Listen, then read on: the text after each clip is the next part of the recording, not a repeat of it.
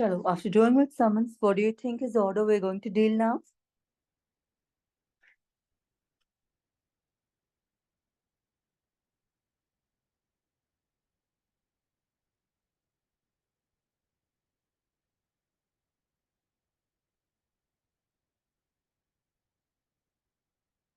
Mute లో ఉన్నారా అందరు?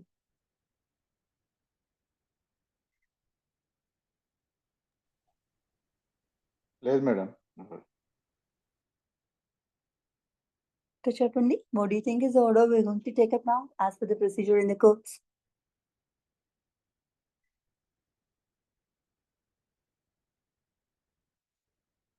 Chalo, Pardon, after madam? doing with what is the order do you think we are going to deal now after doing with summons? Summons, sir. Summons, madam. Order 5.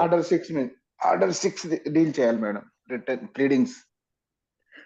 Order 6 అయిపోయిందండి. First we have Order 6 అయిపోయింది madam. Order 7 కూడా అయిపోయింది. మనం present we are in order 5 summons, madam. చలో, I felt like asking you, ఇప్పుడు మనం తీసుకోవాల్సిన order ఏమిటి? సరే, After summons receiving appearance or non-appearance. Yes, very good. So that is the order we're going to take up now, like. And that is order 9. Summons receive చేసుకున్న తర్వాత parties కోర్ట్కి రావాలి కదా.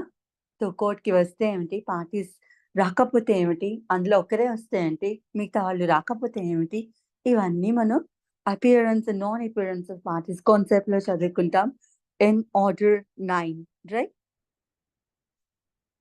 So can I have order 9 on the screen, please, sir? Yes, ma'am. Chalo. So starting with rule 1 ఏం చెబుతుందండి? Parties summons అందుకోగానే summons లో ఏం mention చేసి ఉంటుంది? Summons మనం పర్టికులర్ గా ఆర్డర్ 5 చదువుకునేటప్పుడు though summons are meant only for the defendant కదా. Defendant ని ప్లెయింటిఫ్ సూట్ ఫైల్ చేసిన తర్వాత ఇన్స్టిట్యూట్ చేసిన తర్వాత next immediate step court has to do is to send summons to the particular defendant అనమాట. డిఫెండెంట్ కానీ డిఫెండెంట్స్ కి కానీ ఎక్కువ మంది ఉంటే వాళ్ళకి సమన్స్ పంపించడం కోర్టు యొక్క బాధ్యత.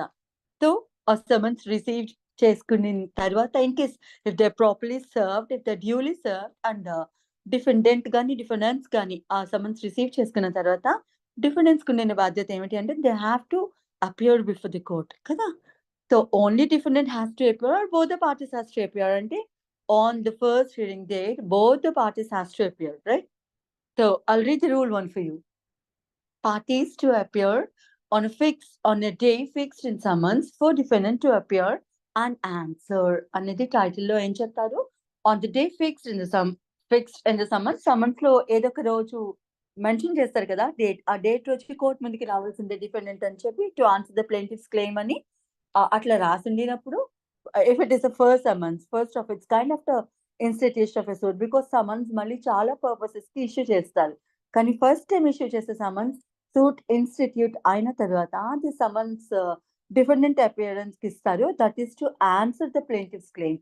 ప్లెయింటిఫ్ అసలు సూట్ ఎందుకు ఇన్స్టిట్యూట్ చేశారు వారికి ఎగెనెస్ట్ గా తెలియజేస్తూ ప్లెయిన్ కాపీ కూడా జత చేస్తారు కదా. సో అందులో ఉంటే ఆ డీటెయిల్స్ అన్ని. And then the court will be ordering the defendant to appear before the court to answer plaintiff's claim. Plaintiff ఏదో ఒక క్లెయిమ్ అడుగుతూ ఉండుంటారు కదా, ఆ క్లెయిమ్ కానీ ఆ రిలీజ్ కానీ ఆన్సర్ చేయడానికి ఇవ్వాలా ఇవ్వక్కర్లేదా అనే అంశం డిఫెండెంట్ కి తనకుండిన డిఫెన్స్ ఏమిటి చెప్పుకోవడానికి కోర్టు ముందు హాజరు కావాల్సింది అని సమన్స్ లో రాసి ఉంటుంది కదా. సో ఆ సమన్స్ రిసీవ్ చేసుకోకపోతే ఏమిటి, ఎట్లా సర్వ్ చేస్తారు, ఇవన్నీ మనం ఆర్డర్ 5 లో చదువుకున్నాం. So if that properly served, if that duly served and the defendant happens to receive చేసుకునే మీదట డిఫెండెంట్ ఏం చేయాలంటే ఆ పర్టికులర్ ఏ డే అయితే మెన్షన్ చేసిందో సమన్స్ లోను ఆ పర్టికులర్ డే రోజు కోర్టు ముందే హాజరు కావాలి, రైట్? అదే చెప్తారు ఇక్కడ. on the day fixed in the summons for the defendant to appear and answer the claim of the party, answer the claim of the plaintiff అన్నట్టు.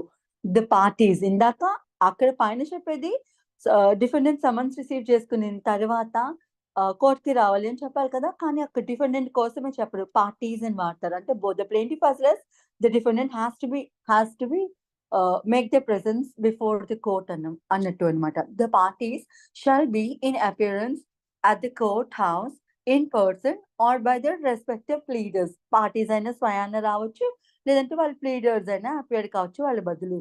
And the suit shall then be heard unless the hearing is adjourned to a future day fixed by the court. Unless అంటే అప్పుడు వెన్నే proceeding start అవుతాయి, hearing start అవుతుంది అని. Unless and until it is adjourn like right for any reason whatsoever court కనుక వాయిదా ఇస్తే తప్పితే దేనికి ఇస్తుంది వాయిదా? రిటర్న్ స్టేట్మెంట్ ఫైల్ చేసిస్తే వాళ్ళని గుడ్, ఫైల్ చేయకుంటే రిటర్న్ స్టేట్మెంట్ ఫైల్ చేసుకోవడానికి టైం ఇస్తుంది కోర్ట్, రైట్ కదా?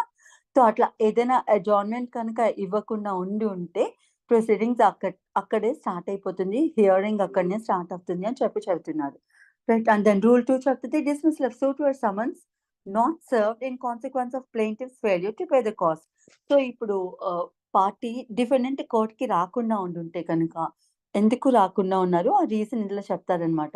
ఇన్ కేస్ ప్లెయింటిఫ్ ప్రాపర్ గా సమన్స్ సర్వ్ చేయకుండా ఉండుంటే, లేదంటే ఆ సమన్స్ కి భర్త ఏముంటుందో ప్రాసెస్ ఫీ ఏమైతే ఉంటుందో అది కట్టకుండా ఉండడం మూలంగా కానీ, లేదంటే ఆ సమన్స్ తో పాటు జత చేయడానికి ప్లెయిన్ కాపీస్ ఎంతమంది డిఫెండెంట్స్ ఉంటే అన్ని కాపీస్ కోర్టులో ప్రెజెంట్ చేయాలని చెప్తారు కదా, within 7 days of the court's order after the suit is instated. Like తో ఆ 7 రోజుల్లోపు మ్యాండేటరీ రిక్వైర్మెంట్ ఏమైతే ఉందో అది ప్లెయింటిఫ్ ఫిల్ చేయకుండా, ఐ మీన్ ఆ ప్లెయిన్ కాపీస్ కనుక కోర్టులో ప్రెజెంట్ కనుక చేయకుండా ఉండుంటే అప్పుడు కూడా ఈ కారణం చేత డిఫెండెంట్ కనుక కోర్టుకి రాకుండా ఉండుంటే అప్పుడు సూట్ ని డిస్మిస్ చేసిస్తారు అని చెబుతుంది అనమాట, right? Already rule for you where on the day so fixed it is found, అంటే ఏ రోజైతే హియరింగ్ డే ఉన్నిందో ఆ రోజు అనమాట సమన్స్ లో. Where on the day so fixed it is found that the summons has not been served upon the defendant. కోర్టుకి తెలుస్తుంది summons serve కాలేదు డిఫెండెంట్ మీద అని.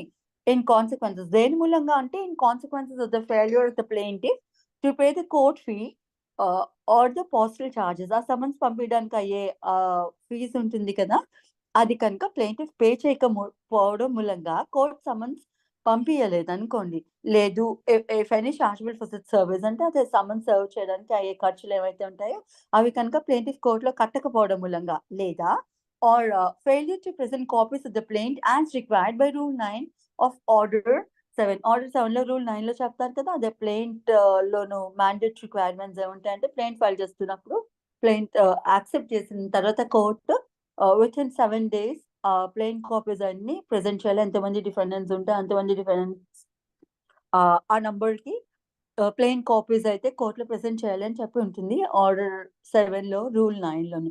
సో అది కనుక కంప్లై చేయకపోతే, అట్లా ప్లెయిన్ కాపీస్ కనుక ప్లెయింటిఫ్ ఆ 7 days లోపు కోర్టులో కనుక ప్రెజెంట్ చేయకపోతే సమన్స్ అప్పుడు కూడా కోర్టు పంపించదు. సో పంపించకపోవడం మూలంగా డిఫెండెంట్ మీద ఆ సమన్స్ కనుక సర్వ్ అవ్వలేదని కనుక ఈ హియరింగ్ డేట్ రోజున కనుక తెలిస్తే కోర్ట్ కి అప్పుడు ప్లెయింటిఫ్ సూట్ ఏమైతే ఉన్నిందో దాన్ని డిస్మిస్ చేసేస్తుంది అని చెప్తుంది. కానీ దీనికి ఒక ఎక్సెప్షన్ ఇస్తాడు, right? Failure to present copies of the plaint as required by rule 9 of order 7, the court may make an order that the suit be dismissed. Suit ని dismiss చేసేస్తూ ఆర్డర్ పాస్ చేస్తుంది. Provided that no such order shall be made. ఇలాంటి order వేయకూడదు, అంటే dismiss చేయకూడదు. ఎప్పుడు if not with standing such failure the defendant attempts, అంటే court summons deliver చేయకపోయినా, ఆ వ్యక్తికి సమన్స్ అందకపోయినా డిఫెండెంట్ కి, కానీ ఏదొక వే మూలంగా డిఫెండెంట్ కి తెలిసే ఉంటుంది అతని మీద సూట్ ఫైల్ అయింది, పలానా రోజు హియరింగ్ డే ఫిక్స్ అయింది, and he has sufficient time, like అంటే అతను ట్రావెల్ చేసి కోర్ట్ కి రావడానికి అతను ఏమైతే స్టెప్స్ తీసుకోవాలో అవన్నీ తీసుకోవడానికి అతనికి సఫిషియంట్ టైం ఉంటే, అంటే అంత ఎర్లీగా డిఫెండెంట్ కి తెలిసే ఉండుంటే, లైక్ పలానా రోజు సూట్ హియరింగ్ ఉంది అని, అప్పుడైతే సూట్ డిస్మిస్ చేయడం కుదరదు అని చెప్తుంది, చేయకూడదు అనమాట, రైట్? బికాస్ ప్లెయింటిఫ్ కి తెలుసు కదా సమన్స్ వచ్చినా రాకున్నా, సారీ డిఫెండెంట్ కి తెలిసింది కదా సమన్స్ రీచ్ అయినా రీచ్ అవ్వకపోయినా తనకి కోర్టులో పలానా డేట్ రోజు హియరింగ్ అయితే ఉన్నిందన్న ఆ డిఫెండెంట్ కి తెలుసు కాబట్టి ఆ పరిజ్ఞానంతో వారి కోర్టుకి రావాల్సిందే కదా. సో అప్పుడు రాకపోతే మాత్రం ఆ కాన్సిక్వెన్సెస్ వేరేగా ఉంటుంది, సూట్ అయితే మాత్రం డిస్మిస్ చేయరు అనమాట, right? This is rule 2. And then rule 3 చెబుతుంది where neither party appears suit to be dismissed. So ఇద్దరిలో ఏ పార్టీ రాకపోయినా సరే సూట్ డిస్మిస్ చేసిస్తారు. సూట్ ఏ అంశాలకి డిస్మిస్ చేస్తారు అనేది మనం తెలుసుకోవడం ఇంపార్టెంట్ ఇక్కడ. ఫస్ట్ థింగ్, హియరింగ్ డేట్ రోజు డిఫరెంట్ రాకుండా ఉండినప్పుడు అంటే ఎందుకు రాలేదో రీజన్స్ చదువుకున్నాం. సో ఆ రీజన్స్ కి డిఫరెంట్ కోర్టు ముందే హాజరు కాకుండా ఉండినప్పుడు అండ్ కోర్టు ఇది రియలైజ్ చేసుకున్నప్పుడు సమన్స్ వారికి చేరలేదని అప్పుడు సూట్ డిస్మిస్ చేస్తుంది. రెండొక సర్కమ్స్టాన్స్ లో ఎప్పుడు డిస్మిస్ చేస్తుంది అంటే రెండు పార్టీస్ కోర్టుకి రానప్పుడు అంటే నిదర్ ప్లెయింటిఫ్ రారు లేదా డిఫెండెంట్ కూడా ఇద్దరు రారు అనమాట కోర్టుకి ఆ హియరింగ్ డేట్ రోజు. అప్పుడు ఆబ్వియస్ గా సూట్ డిస్మిస్ చేసేస్తుంది. సూట్ ఫైల్ చేసిన వాళ్ళే కోర్టుకి రాకపోతే కోర్ట్ సూట్ నడిపేది కదా, సో ఆబ్వియస్ గా డిస్మిస్ చేసేస్తుంది. రూల్ 3 అన్నమాట. Where neither party appears when the suit is called for hearing, the court may make an order that the suit be dismissed. Obvious గా suit dismiss చేసేస్తుంది. ఇది రెండవ circumstance. Rule 4 లో చెప్తారు plaintiff may bring a fresh suit or court may restore the suit so filed. Like అది ఇందాక dismiss చేసిన suit ఉంది కదా, రెండు circumstances లో డిస్మిస్ చేసిన సూట్ అటువంటిది రెస్టోర్ అయినా చేసుకోవచ్చు. లేదంటే ప్లేంటిఫ్ ఒకసారి సూట్ డిస్మిస్ చేసేస్తే వారి దగ్గర డబ్బులు బాగా ఉంటే ఫ్రెష్ సూట్ కూడా వేసుకోవచ్చు అనమాట. బికాస్ ఆ డబ్బు వెనక్కి ఇయ్యరు. Right. So where a suit is dismissed under Rule 2 or Rule 3, the plaintiff may, subject to the law of limitation, మళ్ళీ ఆ law of limitation వారు గమనించుకోవాలన్నమాట. అంటే it is first time file చేసినప్పుడే వారి లాస్ట్ డేట్ ఆఫ్ లిమిటేషన్ రోజు file చేశారనుకోండి, suit dismiss అయిపోయింది అనుకోండి for the reasons above mention, like అది ప్లేంటిఫ్ డిఫాల్ట్ కదా ఆబ్వియస్ గా రెండిట్లోనూ. మొదటి సెకండ్ స్టాన్స్ లో వారు ఆ ప్రాసెస్ ఫీ కట్టాలి లేదా ప్లెయిన్ కాపీ సబ్మిట్ చేయాలి. సబ్మిట్ చేయకపోతే అది ప్లేంటిఫ్ డిఫాల్ట్ అని ఎందుకనంటే సొంత తప్పిదం అనమాట. అది స్వయంగా చేసిన తప్పిదం అనమాట అది. సో ఎవరి తప్పుకు వాళ్ళు అనుభవించాలి కాబట్టి ఆబ్వియస్ గా సూట్ డిస్మిస్ చేసిస్తారు. సో అట్లా సూట్ డిస్మిస్ చేసినప్పుడు ప్లేంటిఫ్ ఉండిన ఆప్షన్ ఏమిటంటే ఫ్రెష్ సూట్ అయినా వేసుకోండి, కొత్త సూట్ అయినా వేసుకోండి. దాని మీద రెస్ జ్యుడికేటా అప్లై కాదు డిస్మిస్ చేసిన సూట్ మీద. Because res judicata only adjudication అయితేనే అప్లై అవుతుంది ఏ ప్రొసీడింగ్ మీద అయినా సరే. We have to keep this in mind, right. So res judicata apply కాదు కాబట్టి ఫ్రెష్ సూట్ అయితే ఫైల్ చేసుకోవచ్చు ప్లేంటిఫ్ అని చెప్పి చెబుతున్నారు. I'll read the rule for you. Where a suit is dismissed under Rule 2 or Rule 3, the plaintiff may, subject to the law of limitation. So what I mean to say is like a limitation period దాటక ముందే fresh suit అయినా file చేసుకోవచ్చు. లేదంటే in case if he wants to restore the suit back, like వారి కోర్టుకు వచ్చి వారు ఎందుకు కోర్టుకి హాజరు కాలేదో, లేకపోతే ఎందుకో ఆ సమన్స్ కి ఆ బత్తా కట్టలేదో, ప్రాసెస్ ఫీ కట్టలేదో, లేదంటే ఎందుకో ప్లెయిన్ కాపీస్ ఇవ్వలేకపోయారో, జస్టిఫైబుల్ రీజన్ కోర్ట్ని సాటిస్ఫై చేస్తూ కనుక చెబితే అప్పుడు కోర్ట్ని ప్లీజింగ్ గా అడిగితే దయించి నా సూట్ రెస్టోర్ చేయండి, ఈ రీజన్ కి నేను రాలేకపోయినా, దట్ ఈస్ జెన్యూన్ రీజన్ అని చెప్పి కోర్ట్ని నమ్మించగలిగితే, సాటిస్ఫై చేయగలిగితే, నమ్మించడం కాదు. So if the court is satisfied suit ని రెస్టోర్ చేస్తుందంటే మళ్ళీ ఫైల్ మీదకి తీసుకుంటుంది కొట్టేసిన సూట్ ని, రైట్ అంతే చెప్తుంది. Where a suit is dismissed under Rule 2 or Rule 3, the plaintiff may, subject to the law of limitation, bring a fresh suit or he may apply for an order to set the dismissal order aside. ఆ dismissal order ఏమైతే ఉందో దాన్ని పక్కకు పెట్టేయమని, అంటే మళ్ళీ suit ని పునః ప్రారంభించమని అన్నట్టు, right. And if he satisfied the court, if he satisfies the court, like the court ని కనుక సాటిస్ఫై చేయగలిగితే that there was a sufficient cause for such failure as is referred to in Rule 2. చెప్పాను కదా Rule 2 లో కానీ Rule 3 లో కానీ ఏ second లో అయితే సూట్ డిస్మిస్ చేశారో కోర్టు ముందుకి హాజరు కాకపోవడానికి కానీ, లేదంటే సమన్స్ సర్వ్ చేయడానికి ఆ ప్రొసీజర్ కనుక ఫాలో అవ్వకపోవడానికి తన దగ్గర ప్రాపర్ రీజన్ ఉంది అని చెప్పి కనుక ప్లేంటిఫ్ కోర్ట్ ని సాటిస్ఫై చేయగలిగితే అప్పుడు తన డిస్మిసల్ ఆర్డర్ ఏమైతే ఉందో దాన్ని సాటిస్ఫై చేస్తుంది. Doubt, excuse me for a moment. ఏం మా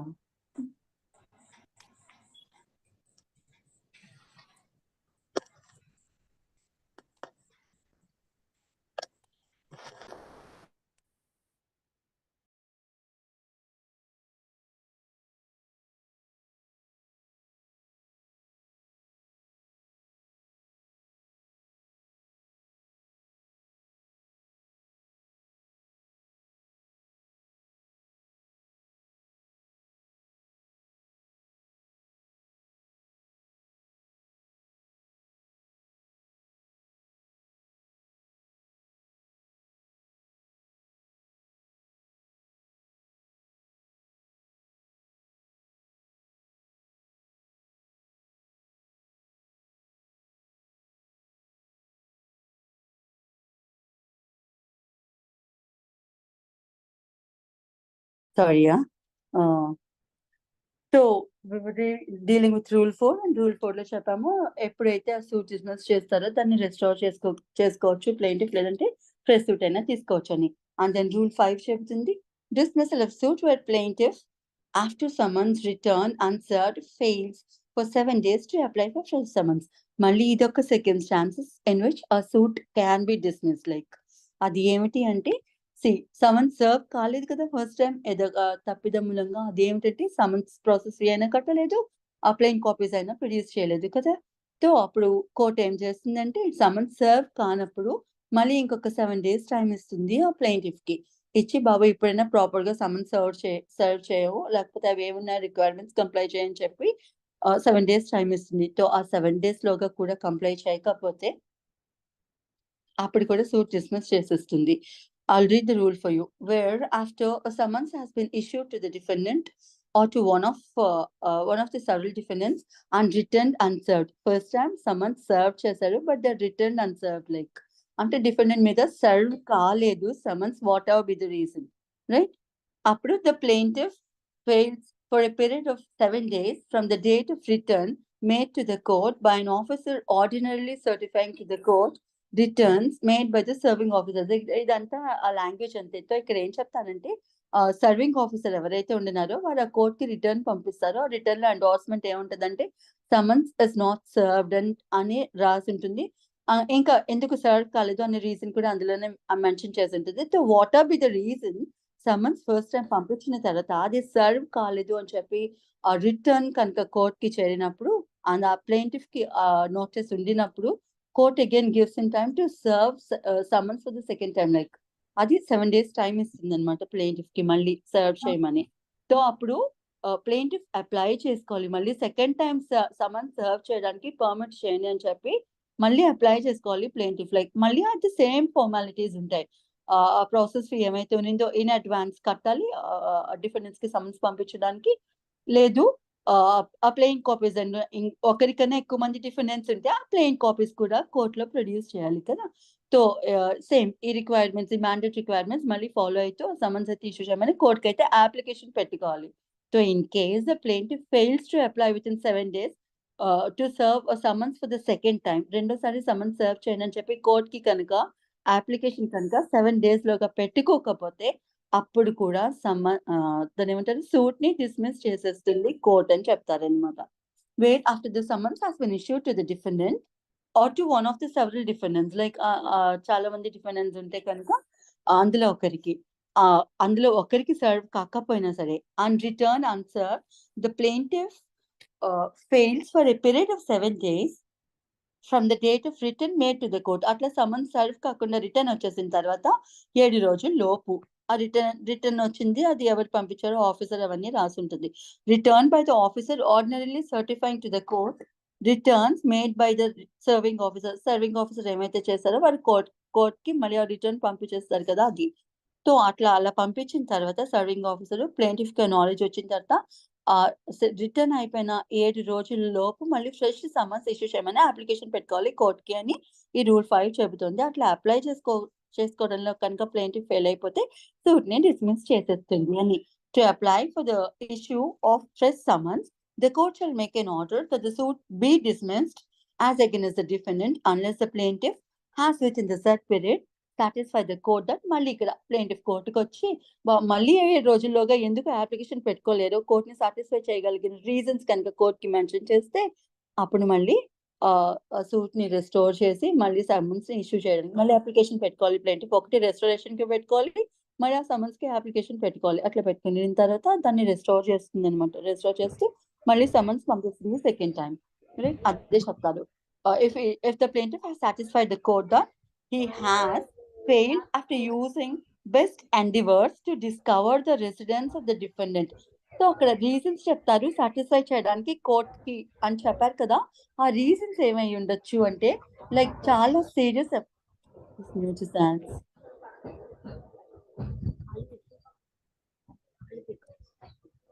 సరే ఆ రీజన్స్ ఏమై ఉండొచ్చు అంటే that he has failed after using best endeavours. అంటే తను పెట్టాల్సిన ఎఫర్ట్స్ అన్ని పెట్టిన తర్వాత కూడా ఆ డిఫెండెంట్ యొక్క ప్రాపర్ రెసిడెన్స్ ని వారు కనుగొనలేకపోయారు అని చెప్పి కోర్ట్ని కనుక సాటిస్ఫై చేయగలిగితే అనమాట.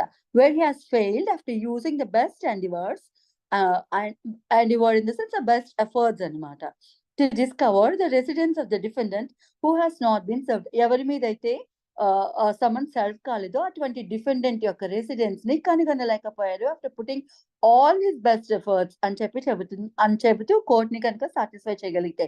సమన్ సర్వ్ కాలేదు కదా, ఎందుకు సర్వ్ కాలేదు, ఎందుకు సర్వ్ చేయలేదు అని అడిగితే ప్లెంటిఫ్ రీజన్ చెప్తారనమాట. మాకు ఆ డిఫెండెంట్ ఆ అడ్రస్ దొరికిందండి, ఇంకా ఎక్కడైతే ఉంటారో డిఫెండెంట్ వేరే అడ్రస్ ఏం దొరకలేదు, అందుకనే సమన్ సర్వ్ కాలేదు అని. లేదంటే అసలు డిఫెండెంట్ అడ్రస్ దొరకలేదు అన్నట్టు కోర్ట్కి కనుక సాటిస్ఫై చేయగలిగితే అప్పుడు డిస్మిస్ చేసిన సూట్ ని రెస్టోర్ చేస్తుంది. లేదు, ఇంకొక సెకండ్ ఛాన్సెస్ ఏమిటంటే such defendant is avoiding service of process.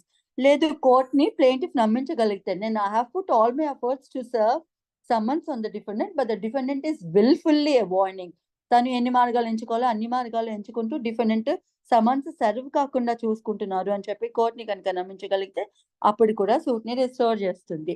మూడో second chances there is any other sufficient cause for extending the time, like so ఇంకా వారికి ఒంట్లో బాగాలేదనో ఇంకా ఏదైనా డేంజరస్ సిచ్యువేషన్ ఉందో దాని మూలంచి వారు కోర్టుకు వచ్చి అవన్నీ వారు చేయాల్సిన పని ఏమైతే ఉందో సమన్స్ పంపించడం అవన్నీ అట్లా చేయలేదు. సెకండ్ టైం అప్లికేషన్ పెట్టుకోవడానికి ఫెయిల్ అవ్వడానికి ఏదైనా రీజన్ కనుక చూపిస్తే ఈ రెండు కాక అప్పుడు కోర్ట్ కనుక సాటిస్ఫై ఉంటే ఎవరికి ఒంట్లో బాగాలేదో హాస్పిటలైజ్డ్ అయ్యారో what ever B that sort of reason దేని మూలంగా కనుక కోర్ట్ కనుక సాటిస్ఫై అయితే అప్పుడు కూడా డిస్మిస్ చేసిన సూట్ ని రెస్టోర్ చేస్తూ మళ్ళీ డిఫెండెంట్ కి ప్లెయింటిఫ్ కి టైం ఇస్తుంది అనమాట అప్లికేషన్ పెట్టుకోవడానికి ఆ సమన్స్ పంపించడానికి, రైట్.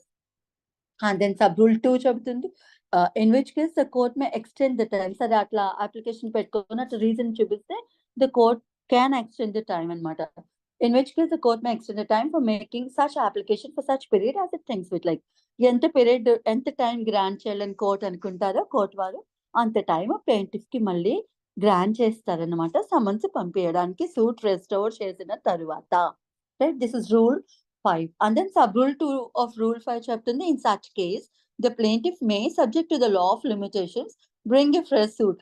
సో ఇట్లా కాదు రెస్టోర్ చేయడం అక్కర్లేదు అనుకున్నారు అనుకో ప్లెయింటిఫ్, అప్పుడు ఏం చేస్తారంటే ఫ్రెష్ సూట్ అయినా ఫైల్ చేసుకోవచ్చు అని చెబుతుంది అనమాట. That is rule 5. And then rule 6 చెబుతుంది procedure where only plaintiff appears. So ఇక్కడ బోత్ పార్టీస్ ఉన్నారు కదా, ఫస్ట్ యాక్చువల్ గా సమన్స్ డిఫెండెంట్ కి రీచ్ అయింది అనుకోండి, డిఫెండెంట్ వచ్చి ప్లెయింటిఫ్ రాకపోతే లేకపోతే ప్లెయింటిఫ్ వచ్చి డిఫెండెంట్ రాకపోతే ఇలాంటి సెకండ్ ఛాన్సెస్ ఉంటాయి కదా. So first of it's kind plaintiff వస్తారు, డిఫెండెంట్ రాకపోతే ఏమిటి అని సమన్స్ రిసీవ్ చేసుకున్న మీదట కూడా రిసీవ్ చేసుకున్నారని కోర్టుకి తెలిసిన తర్వాత కూడా ప్రూఫ్ ఉండిన తర్వాత కూడా defendant fails to appear on that particular hearing date అప్పుడు ఏమిటి సూట్ పరిస్థితి అనేది చెప్తుంది. Wear the plaintiff appears and the defendant doesn't appear when the suit is called on for hearing. ఆ హియరింగ్ డేట్ రోజు సూట్ ని పిలిచినప్పుడు ప్లెయింటిఫ్ ఒక్కరే వస్తారు, డిఫెండెంట్ రాకపోతే ఏమిటి అని. మళ్ళీ ఇక్కడ రెండు సందర్భాలు చెప్తారు. ఒకటి సమన్స్ పద్ధతి ప్రకారం సర్వ్ అయినట్టు, లీగల్ గా సర్వ్ అయినట్టు. when the summons are duly served, if it is proved that the summons were duly served, the court may make an order that the suit be heard ex parte.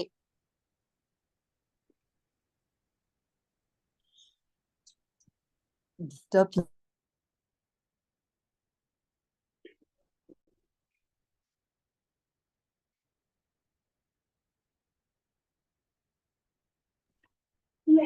Shut the door and go.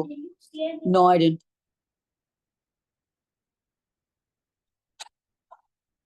సరే, ఇంతకీ ఏం చెప్పింది rule 6? సరే, summons proper గా serve అయిపోయినా summons receive చేసుకున్న మీదట కూడా డిఫెండెంట్ ఆ పర్టికులర్ హియరింగ్ డేట్ రోజు కోర్ట్ కి రాకపోతే ఆబ్వియస్ గా కోర్ట్ ఏం ఆర్డర్ వేస్తుందంటే the suit will be heard ex party, next hearing కి ఎక్స్ పార్టీ వినిస్తుంది అని. ఎక్స్ పార్టీ అంటే in the absence of the other party అని. జనరల్ గా ఆడియో ఆల్టరం పాఠం అన్ని కోర్ట్స్ ఫాలో అవుతాయి కదా. It is the principle of natural justice. It means that no party or no person shall be condemned unheard. అంటే వేరొక పార్టీని వినకుండా, opposite పార్టీని వినకుండా ఏ మ్యాటర్ డిసైడ్ చేయడానికి లేదు. అండ్ ఒక పార్టీని శిక్షించడానికి కూడా లేదు అని చెబుతుంది అనమాట. దాన్ని ఆడియో ఆల్టరం పాఠం అంటారు. It is one of the principles of natural justice, right. So ఇవి కంపల్సరీ కోర్ట్స్ ఫాలో అయ్యే తీరాల్సింది. సో అట్లా ఇక్కడ ఏం చేస్తుందంటే ఆబ్వియస్గా ఆపర్చునిటీ ఇచ్చింది కోర్టుకి రమ్మని, కోర్టుకి డిఫెండెంట్ రాకపోతే ఎక్స్ పార్టీ వినేస్తుంది. In the absence of party only next hearing లో ప్లేంటిఫ్ ఏం చెప్పుకోవాలో అది వినేసి తన జడ్జ్మెంట్ అయితే తను పాస్ చేస్తుంది అన్నట్టు ఆర్డర్ పాస్ చేస్తుంది అనమాట, రైట్. అండ్ దెన్ ఇంకొక circumstances అంటే when the summons was not duly served, like summons serve అయ్యి డిఫెండెంట్ రాకపోతే ఎక్స్ పార్టీ వినేస్తుంది అని చెప్పి ఆర్డర్ చేస్తుంది. లేదు సమన్స్ సర్వ్ కాలేదనుకోండి, if it is not prove that the summons was duly serve, like summons serve కాలేదు అని కోర్టుకి కనుక ప్రూవ్ అయితే అప్పుడు the court should direct second summons to be issued and be served on the defendant. సరే ఇంకొకసారి summons serve చేయండి అని చెప్పి ఆపర్చునిటీ ఇస్తుంది అనమాట, right. So these are the two circumstances. Only one plaintiff appears and the defendant doesn't appear. Defendant summons తీసుకొని రాకపోతే ex party వినేస్తుంది. డిఫెండెంట్ కి సమన్స్ సర్వ్ కాలేదని కనుక కోర్ట్ రియలైజ్ అయితే సెకండ్ టైం సమన్స్ ఇష్యూ చేస్తుంది, రెండవది. And then the third circumstance when the summons are served but not in time. ఇక్కడ సమన్స్ సర్వ్ అయ్యాయి డిఫెండెంట్ కి, కానీ తన కోర్ట్ కి రావడానికి ఆ సఫిషియంట్ టైం లేదనమాట సమన్స్ రిసీవ్ చేసుకున్న తర్వాత. అంటే అంత లేట్ గా సమన్స్ సర్వ్ అయినట్టు. Like say suppose if the defendant is residing in a far off place, like and అక్కడ నుంచి కోర్ట్ కి రావడానికి ఒక 3 days 2 days పడుతుంది అని అనుకోండి. కానీ అక్కడికి లాస్ట్ నైట్ అయితే అందుతుంది, లాస్ట్ ఈవినింగ్ అందింది అనుకోండి సమన్స్ వారికి. నెక్స్ట్ డేకి అంతా కోర్ట్ కి రాలేరు కదా. సో అలాంటి తరుణంలో ఏం చేస్తుంది కోర్ట్ అనేది చెప్తారు. If it is prove that the summons was served on the defendant but not in sufficient time to enable him to appear and answer on the day fixed in the summons. Summons లో ఏ రోజైతే hearing date fix చేశారో ఆ రోజుకి రావడానికి sufficient time లేదు ఆ defendant కి అని అనుకునేటప్పుడు the court shall postpone the hearing of the suit to a future date to be fixed by the court until direct notice of such date to be given to the defendant. So అప్పుడు ఆ defendant అంత time లేదు కోర్టుకి రావడానికి, summons receive చేసుకున్నా సరే అని చెప్పి భావించినప్పుడు ఏం చేస్తుంది అంటే ఇంకా ఫర్దర్ గా వేరొకసారి సమన్స్ ఇష్యూ చేయండి అని చెప్పి చెప్తుంది అనమాట. అట్లా సమన్స్ ఇష్యూ చేస్తూ లేదు వేరే హియరింగ్ డేట్ ఫిక్స్ చేస్తుంది. ఆ హియరింగ్ డేట్ ఫిక్స్ చేస్తూ వేరొక డేట్ ఫిక్స్ చేసి ఆ డేట్ నోటీస్ అయితే డిఫెండెంట్ కి ఇంటిమేట్ చేస్తుంది. సరే ఇప్పుడు ప్రాపర్ టైం లేదు కదా మీరు రావడానికి, I do admit that as a proper reason. So we're giving you some other date, like hearing date వేరొక డేట్ కి ఫిక్స్ చేస్తున్నాను, ఆ రోజు అయితే డెఫినెట్ గా రండి అని చెప్పి కోర్ట్ నోటీస్ ఇస్తుంది డిఫెండెంట్ కి, right. And then sub rule 2 of 6 చెప్తుంది where it is owing to the plaintiff's default that the summons was not duly served and was not served in sufficient time, the court shall order the plaintiff to pay the cost occasioned by the postponement. So ఇక్కడ అట్లా delay అయింది కదా, in టైంలోను defendant కి serve చేయలేదు, చాలా late గా serve అయ్యాయి summons defendant మీద. తన కోర్ట్ కి రావడానికి ప్రిపేర్ అవ్వడానికి సఫిషియంట్ టైం లేనంత తక్కువ టైంలో సర్వ్ అయ్యాయి డిఫెండెంట్ మీద సమన్స్ అని చెప్పి కోర్ట్ రియలైజ్ అయినప్పుడు అది ప్లెయింటిఫ్ తప్పిదం మూలంగానే ఆ లేట్ అయింది అని చెప్పి కోర్ట్ రియలైజ్ చేసుకున్నప్పుడు ప్లెయింటిఫ్ ని ఖర్చులు కట్టమని చెబుతుంది. Because office failure to serve the summons giving him due time అన్నమాట, రైట్. అప్పుడు ప్లెయింటిఫ్ ని ఖర్చులు కట్టమంటది డిఫెండెంట్ కి. అది రూల్ 6 అండి. అండ్ రూల్ 7 చెప్తుంది procedure wear the defendant only appears. ఇందాక ఓన్లీ ప్లెయింటిఫ్ అపియర్ అయితే ఏమిటి, డిఫెండెంట్ రాకపోతే ఏమిటి ఆ హియరింగ్ డేట్ రోజు అని చదువుకున్నాం. సో ఇక్కడ డిఫెండెంట్ వస్తారు, ప్లెయింటిఫ్ రారు ఆ హియరింగ్ డేట్ రోజు. అప్పుడు ఏమవుతుంది చూద్దాం. ఏం చెప్తారు, where the court has adjourned the hearing of the suit ex parte and the defendant uttered before such, sorry నేను రూల్ 8 కి వెళ్ళాను, రూల్ 7 మర్చిపోయాను. I'll be covering with rule 7 now. Where the court has adjourned the hearing of the suit ex parte and the defendant uttered before such hearing appears and assigns good cause for previous non-appearance, he may upon such terms as the court directs as to the cause or otherwise be heard in answer to the suit as if had appeared on the day fixed for the appearance. సరే పైన ఏం చెప్పారు, defendant రాలేదు కదా, రాకపోతే ఏం చెప్తుంది next ఒక హియరింగ్ డేట్ ఫిక్స్ చేస్తుంది. నెక్స్ట్ డేట్ ఫిక్స్ చేసి డిఫెండెంట్ అబ్సెన్స్ లోనే ప్లెయింటిఫ్ ఏం చెప్పుకుంటారో అది వినేస్తాను, విని నేను జడ్జ్మెంట్ పాస్ చేస్తాను అని చెప్పి కోర్టు ఆర్డర్ ఇస్తుంది కదా, నెక్స్ట్ హియరింగ్ డేట్ ఇస్తుంది కదా. సో నెక్స్ట్ హియరింగ్ డేట్ కి డిఫెండెంట్ కనుక ఆ విషయం తెలిసి కోర్టుకు వచ్చి అయ్యా నేను హియరింగ్ డేట్ రోజు రాకపోవడానికి ఇది reason and it is genuine reason అని చెప్పి కోర్టుని కనుక సాటిస్ఫై చేయగలిగితే అప్పుడు ఏం చేస్తుందంటే ఎక్స్ పార్టీ ఆర్డర్ వేయకుండా ప్లేంటిఫ్ డిఫెండెంట్ కి ఛాన్స్ ఇస్తుంది అనమాట తన కేసు ప్రాసిక్యూట్ చేసుకోవడానికి, రైట్. మళ్ళీ ఆ సేమ్ డే వేరొక డే ఫిక్స్ చేస్తుంది, ఆ డే రోజు ఇంకా ప్రొసీడింగ్స్ వెళ్తూ ఉంటాయి అనమాట. అదే చెప్తుంది where the court has adjourned the hearing the suit ex parte on the defendant at before such hearing. So ఆ హియరింగ్ కి ముందే కానీ డిఫెండెంట్ కోర్టులో అప్లికేషన్ పెట్టుకున్న రీజన్ జస్టిఫై చేస్తూ, లేదంటే అదే రోజు హియరింగ్ ఏ రోజు అయితే ఉన్నిందో ఆ రోజే కోర్టుకు వచ్చి నేను ఇది రీజన్ అని చెప్పి ఏదైనా గుడ్ కాజ్ కనుక చూపించగలిగితే, and assigns good cause for the previous non appearance, previous గా తను రాకపోవడానికి రీజన్ ఏమైతే ఉన్నిందో ఆ జెన్యూన్ రీజన్ కోర్ట్ కి కనుక చూపించి సాటిస్ఫై చేయగలిగితే అప్పుడు ఏం చేస్తుంది court before such hearing appears and assigns good cause for his previous appearance for his previous non-appearance, he may upon such terms as the court directs as to the cause. ఇప్పుడు defendant ని cost కట్టమంటది plaintiff కి, right? Upon such terms as the court directs as to the cause or otherwise be heard in answer to the suit as if he has appeared. సరే first day వచ్చి ఉంటే ఎట్లా వింటారో defendant ని cost order చేయాలి అని చెప్పి court అనుకుంటే కాస్ట్ ఆర్డర్ చేస్తుంది, లేదు అక్కర్లేదు అనుకుంటే మానేస్తుంది. అండ్ దెన్ జనరల్ గా డిఫెండెంట్ ఫస్ట్ హియరింగ్ రోజే సూట్ కి ఫస్ట్ హియరింగ్ రోజే అపేర్ అయి ఉంటే కోర్టు ముందు ఆ ప్రొసీడింగ్స్ ఎట్లా నడుపుతారో సేమ్ ఇంకా అట్లానే కంటిన్యూ చేసేస్తుంది అని చెప్పి చెబుతుంది rule 7, right. And then rule 8 చెప్తుంది procedure where only defendant appears. ఇంకొక ప్లేంటిఫ్ ఒక్కరే వచ్చారు, ఇప్పుడు డిఫెండెంట్ ఒక్కరే వస్తారు, ప్లేంటిఫ్ రారు అనమాట.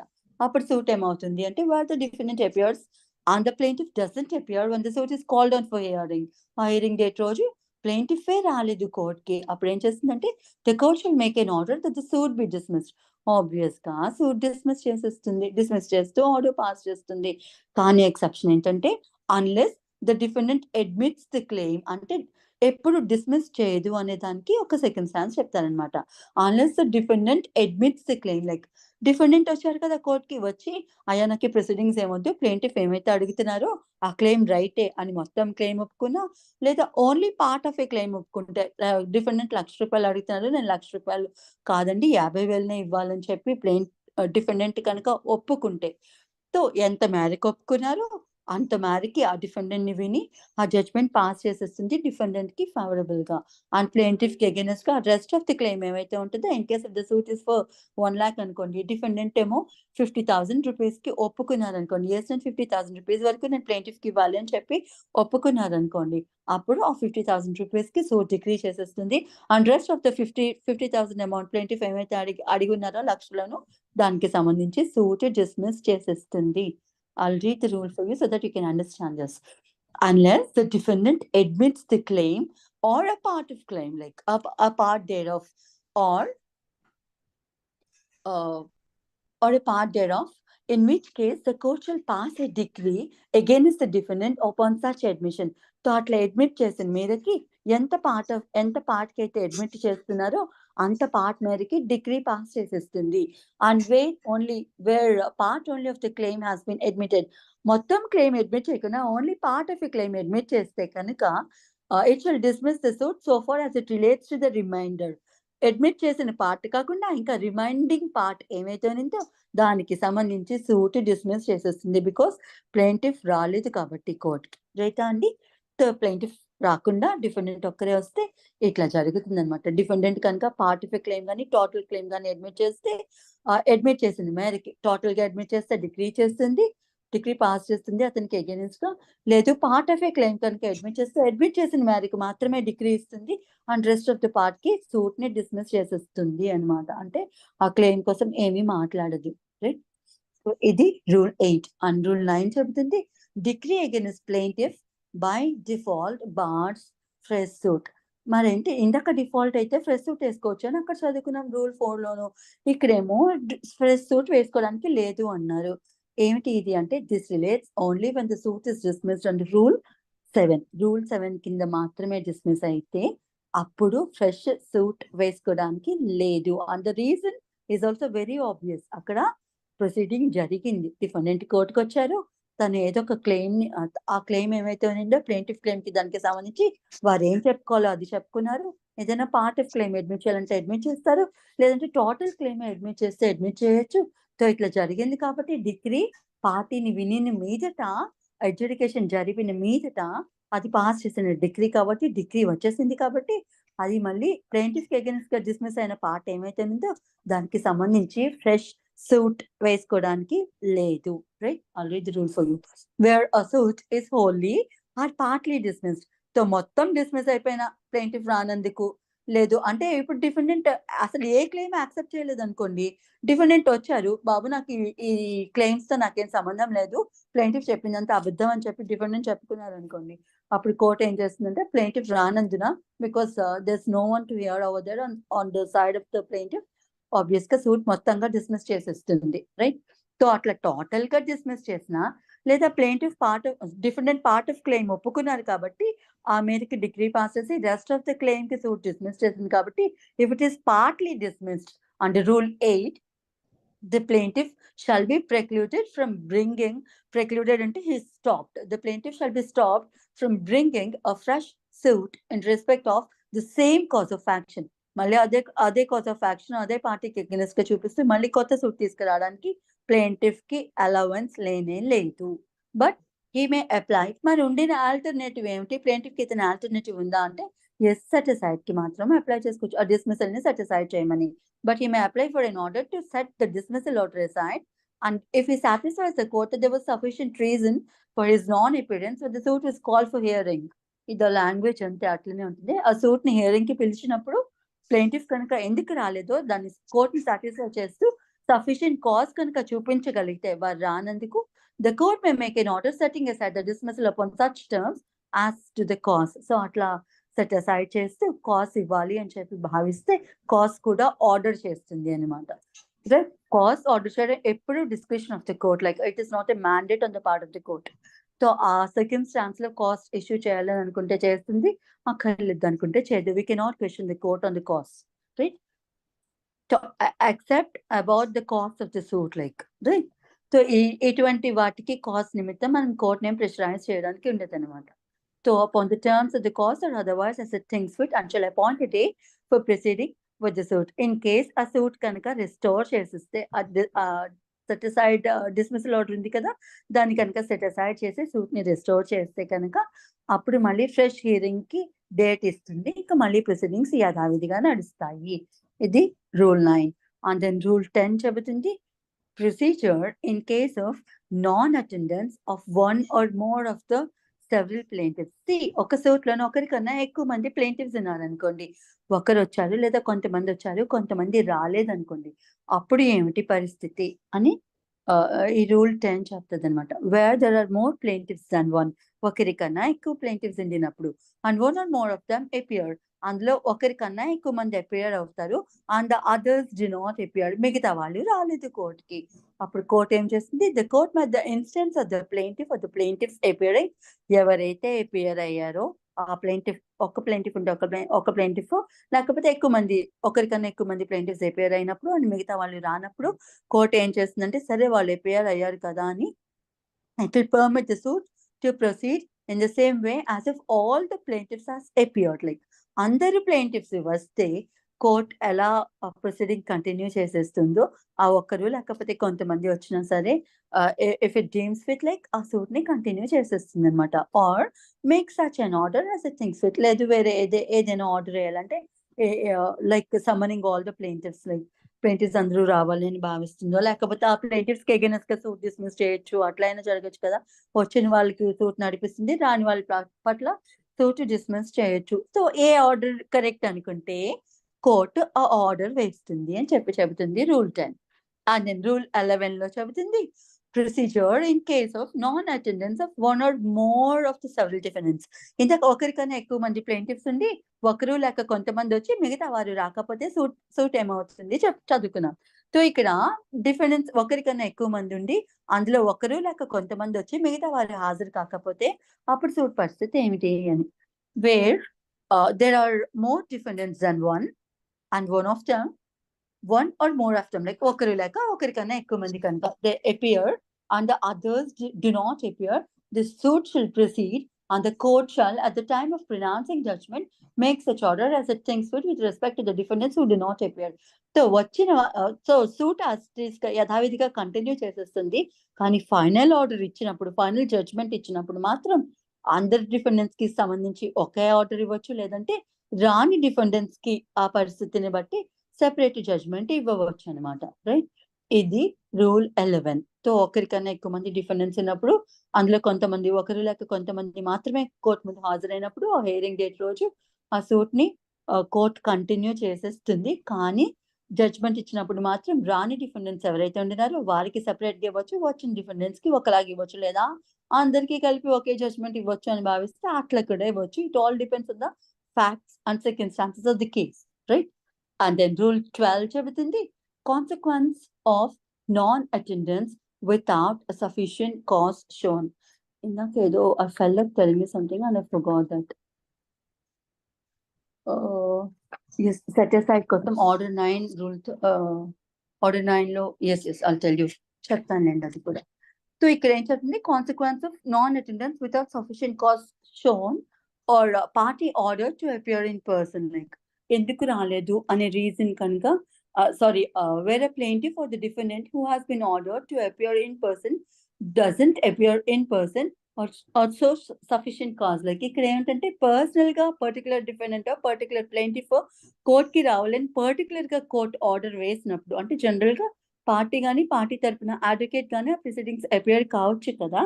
సో కానీ కోర్ట్ ఏదైనా సెకండ్ లో ప్లెయింటిఫ్ పర్టికులర్ గా లేదంటే డిఫెండెంట్ పర్టికులర్ గా ఇన్ పర్సన్ కోర్ట్ కి రావాలి అని చెప్పి ఆర్డర్ చేసినప్పుడు వాళ్ళు కనుక రాకపోతే అప్పుడు ఏమవుతుంది అని, where a plaintiff or defendants has been ordered to appear in person, do not appear in person or show sufficient cause. వాళ్ళు రారు, ఎందుకు రాలేదో సఫిషియెంట్ కాజ్ కూడా తర్వాత చూపేయాలి అనుకోండి. fails to show sufficient cause to the satisfaction of the court for such failing. అట్లా fail అయినందుకు ఏంటి రీజన్ అనేది కూడా సఫిషియెంట్ కాజ్ ఏదైనా కోర్ట్ కి చూపించకపోతే he shall be subject to all the provisions of the foregoing rules applicable to the plaintiffs and defendants respectively. పైన చదువుకున్నాం కదా, ప్లెయింటిఫ్ వస్తే ఏంటి, ప్లెయింటిఫ్ రాకపోతే ఏంటి, డిఫెండెంట్ వస్తే ఏంటి, డిఫెండెంట్ రాకపోతే ఏంటని. ఇన్ కేస్ ఇన్ పర్సన్ ఆ ప్లెయింటిఫ్ ని కానీ డిఫెండెంట్ కానీ రమ్మని కోర్టు పిలిచినప్పుడు ఆ డిఫెండెంట్ కానీ ప్లెయింటిఫ్ కానీ రాకపోతే పైన చెప్పిన రూల్స్ లో కన్సర్న్ రూల్ ఏమైతే ఉందో అది వర్తిస్తుంది అని చెప్పి, అంటే ప్లెయింటిఫ్ రాకపోతే సూట్ డిస్మిస్ చేసేస్తారు, డిఫెండెంట్ రాకపోతే ఎక్స్ పార్టీ చేస్తారు, ఎక్స్ పార్టీ వినిస్తుంది ఇంతే అక్కడ, రైట్. అండ్ దెన్ నా will read setting aside of the X party decrease. ఇందాక ఆర్డర్ కోసం చదువుకున్నాం కదా, ఇప్పుడు ఎక్స్ పార్టీ డిగ్రీ కోసం చదువుకుంటాం అనమాట, right. Setting aside X parte degree. సరే డిఫెండెంట్ రాలేదనుకోండి, అక్కడ చదువుకున్నాం కదా పైన, in case defendant doesn't appear one is order to appear, లేదంటే ఆ హియరింగ్ డేట్ రోజు ఫస్ట్ హియరింగ్ ఏమైతే ఉందో సమ్మన్స్ అందుకొని డిఫెండెంట్ కనుక రాకపోతే సూట్ ని ఎక్స్ పార్టీ వినిస్తుంది అని. సో ఆ నెక్స్ట్ హియరింగ్ అప్పుడు కూడా డిఫెండెంట్ రాలేదనుకోండి, ఏ రోజు అయితే నెక్స్ట్ హియరింగ్ అయిందో ఆ రోజు కూడా రాకుండా అబ్సెంటే అయ్యారు అనుకోండి, అప్పుడు ఆబ్వియస్ గా ఎక్స్ పార్టీ వింటానని కోర్టు చెప్పింది కాబట్టి వినేసి ఆ జడ్జ్మెంట్ డిగ్రీ పాస్ చేసేసింది అనుకోండి, అప్పుడు డిఫెండెంట్ పరిస్థితి ఏమిటి అంటే ఆబ్వియస్ గా ఏం చేస్తారు, ఆ డిగ్రీ ఏమైతే ఉందో దాన్ని సెట్ అసైడ్ చేసుకోవడానికి మళ్ళీ అప్లికేషన్ ఫైల్ చేసుకుంటారు కదా. అదే చెప్తుంది ఇక్కడ rule 13.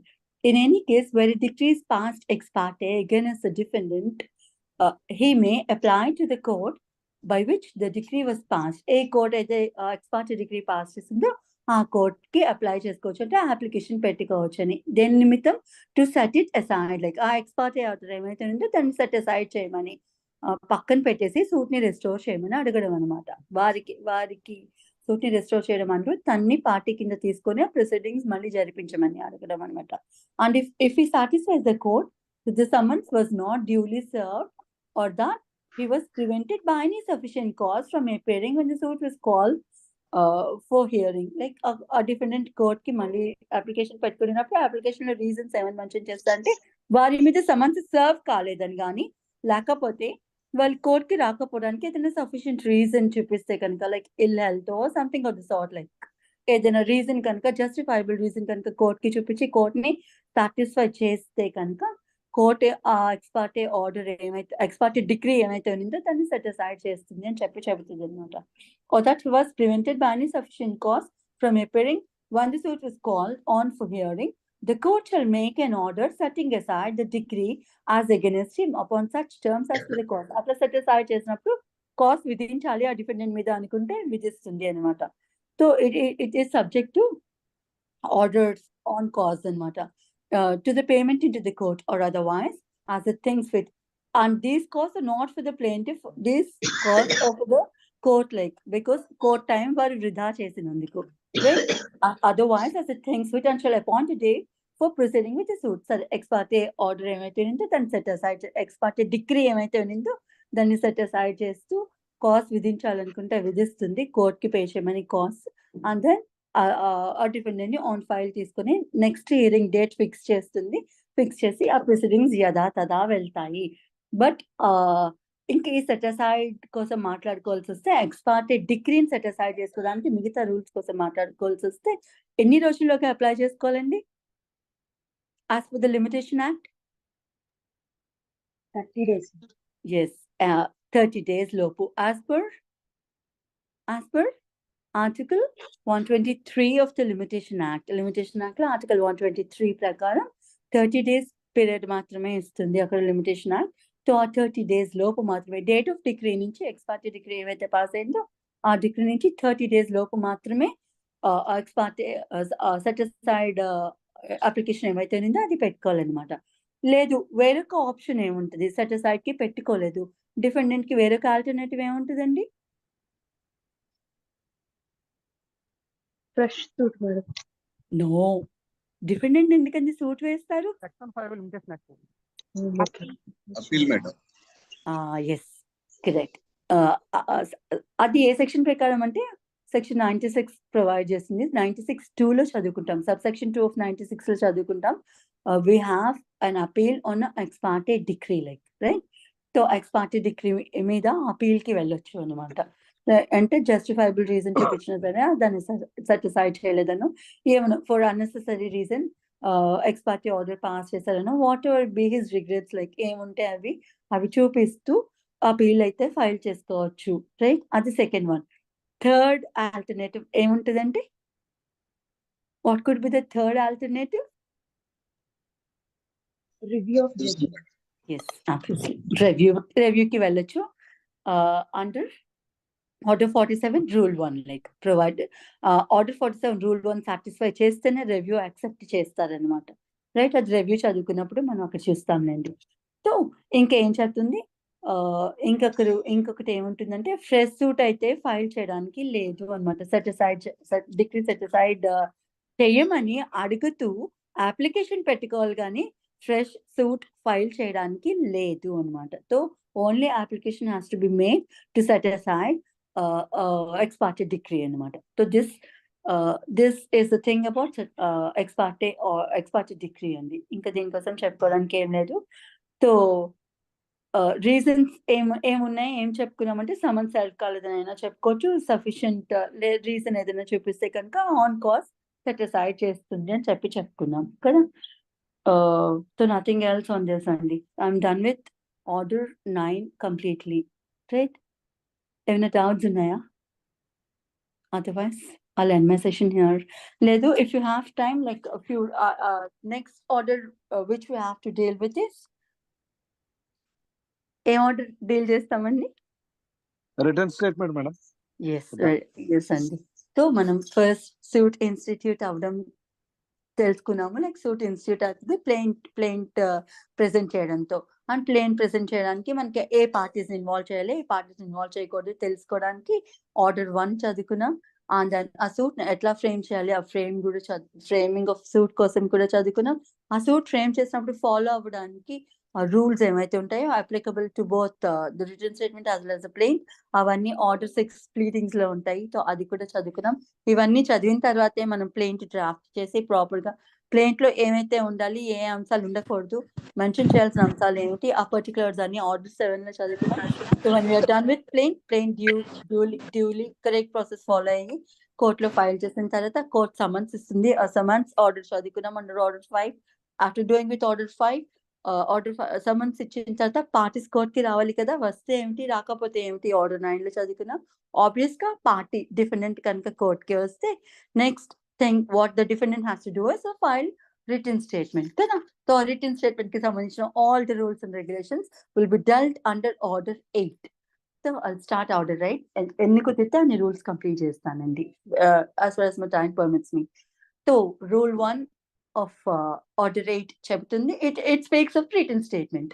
The defendant shall, is it available on the screen? Yes. So the defendant shall, within 30 days from the date of service of summons on him, present a written statement of his defense. Obvious గా summons అందుకున్న తర్వాత 30 రోజుల్లోపు defendant అయితే return statement file చేసుకోవాలి అని చెబుతుంది. సో ఇంకేమైనా ఎక్స్టెన్షన్ ఉందా అంటే yes, in case we fails to file return statement within the period of 30 days ఇంకా ఫర్దర్గా ఎక్స్టెండ్ చేస్తుంది కోర్ట్ అని. అట్లా ఎంతవరకు ఎక్స్టెండ్ చేయొచ్చు అంటే 90 days వరకు ఎక్స్టెండ్ చేయొచ్చు అని. సో ఆ 30 days 90 days కలిపి చూడకూడదండి. It is totally 90 days only from the date of service of summons. మనం ఆ లాంగ్వేజ్ చదివితే మనకి చాలా క్లియర్గా అర్థమవుతుంది. ఇట్ ఈస్ ఓన్లీ 90 days అని. Provided that while the defendant fails to file written statement within the said period of 30 days, 30 days లోగా file చేయడానికి ఫెయిల్ అయితే కనుక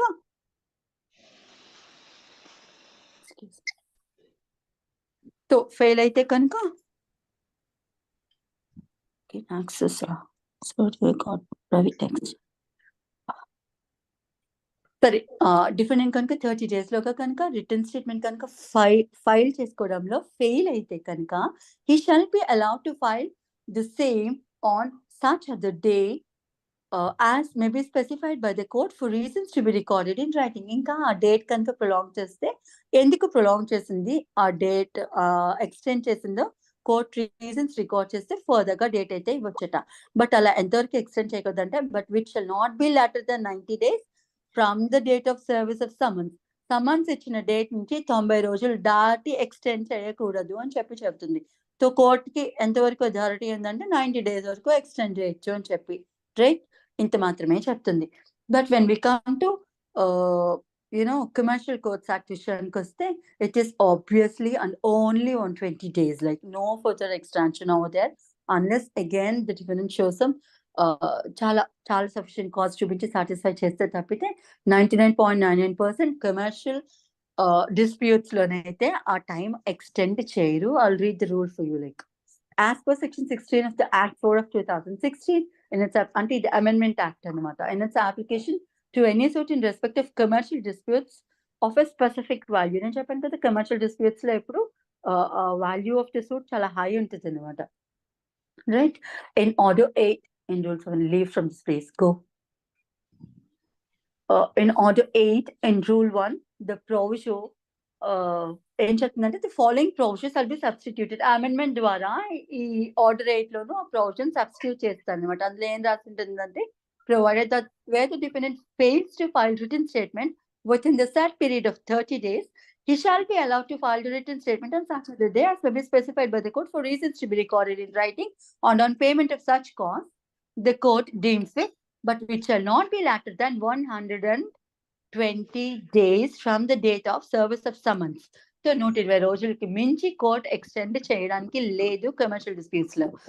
On expiry of 120 days from the date of service of summons, 120 days అయిపోయిన తర్వాత the defendant shall forfeit his right to file the written statement. ఇంకా return statement file చేసే right ఏమైతే defendant కి ఉంటుందో అది వారి స్వయాన వదులుకున్నట్టే లెక్క. And the court shall not allow the written statement to be taken on record further. ఇంకా అది ఆన్ రికార్డ్ తీసుకోవడానికి కోర్ట్ అయితే పర్మిట్ చెయ్యదు. ఇది కమర్షియల్ డిస్ప్యూట్స్ కి సంబంధించి. సో ఇప్పుడు రూల్ 1 చెప్తుంది. సో ఓన్లీ 90 days ఇంకా ఎక్స్టెండ్ చేయదా కోర్ట్ అంటే, court inherent powers under section 151 use చేసుకొని మీరు ఇంకా చాలా సఫిషియెంట్ కాస్ట్ చూపించి కోర్ట్ ని కనుక సాటిస్ఫై చేయగలిగితే 90 days బియాండ్ కూడా ఎక్స్టెండ్ చేస్తుంది. లేదు సెక్షన్ 148 కింద కూడా మీరు ఏదైనా అప్లికేషన్ పెట్టుకుంటే కోర్టుకి అప్పుడు కూడా ఇంకొక 30 రోజులు పొడిగించే అధికారం 148 కింద కోర్టుకు ఉంటుంది. సో అట్లా అయినా సరే పొడిగించవచ్చు. ఇంకా 148 కూడా మీరు వాడేసి ఇంకా పొడిగింపు కావాలనుకుంటే 151 కింద అడగచ్చు, రైట్. సో ఇది సో అట్లా పొడిగింపు జరుగుతానే ఉంటుంది. there's no change like that, right. And then ఇంకా రూల్ 1 చెప్తుంది duty of defendant to produce documents upon which relief claimed or relied upon him. Like so defendant తన డాక్యుమెంట్స్ ఏమైతే ఉండినాయో ప్లెయింటిఫ్ అండర్ ఆర్డర్ 7 రూల్ 14 లో చదువుకుంటాం కదా, plaintiff తన documents అన్ని ఒకసారి ప్రెసెంట్ చేయాలి. ఏ డాక్యుమెంట్స్ మీద రిలై అవుతున్నారో ఆ డాక్యుమెంట్స్ అన్ని కోర్టులోను ప్రెసెంట్ చేయాలని చెప్పి చదువుకున్నాం కదా. సిమిలర్ రూల్ ఇక్కడ ఉంటుంది, but this is for the dependent అనమాట, అంతనే. right? Where the defendant bases his defense upon a document or relies upon any document. అతని డిఫెన్స్ ఒక డాక్యుమెంట్ మీద బేస్ అయి ఉండినా లేకపోతే అతని ఎవిడెన్స్ కోసం ఏదైనా డాక్యుమెంట్ మీద అతని రిలీఫ్ ఏవైతే అతని డిఫెన్స్ ఏమైతే తీసుకున్నారో ఆ డిఫెన్స్ ఏదైనా డాక్యుమెంట్ మీద బేస్ అయి ఉంటే కనుక in his position or power, అది అతని పొజిషన్ లో ఉండినా అతని పవర్ లో ఉండినా సరే, in support of his defence or claim for set off counter claim. అది set off and counter claim ఇందులోనే వస్తుంది. రూల్ 6 చదువుకున్నప్పుడు అది చదువుకున్నామండి. So it is an additional option to the defendant to claim against plaintiff అనమాట. So అట్లాంటి claims ఏదైనా చేస్తుండినప్పుడు సో ఏం చెప్తారంటే అది ఏదైనా డాక్యుమెంట్ మీద బేస్ అయి ఉండినప్పుడు, ఆ సెట్ ఆఫ్ క్లెయిమ్ చేస్తున్నప్పుడు కానీ కౌంటర్ క్లెయిమ్ చేస్తున్నప్పుడు కానీ డిఫెండెంట్ అది ఏదైనా డాక్యుమెంట్ బేసిస్ మీద క్లెయిమ్ చేస్తూ ఉండుంటే కనుక అటువంటి డాక్యుమెంట్స్ ఏమైతే ఉన్నాయో అవన్నీ లిస్ట్ కింద తయారు చేసి, లిస్ట్ ఆఫ్ డాక్యుమెంట్స్ అంటాం కదా, సో అట్లా లిస్ట్ కింద తయారు చేసి కోర్టులో ప్రెజెంట్ చేసే తీరాలి. ఆ లిస్ట్ ఆఫ్ డాక్యుమెంట్ అదొకటి, plus accompanied with the original documents as far as possible. Originals ఇవ్వాల్సి ఉంటుందన్నమాట. When the written statement is presented by him and shall at the same time deliver the document and a copy thereof. Document and document తో పాటు copy కూడా, అది xerox copy అన్నట్టు, right? లేదా certified government true copies కానీ ఏమైనా ఉంటే అవి కూడా అనమాట.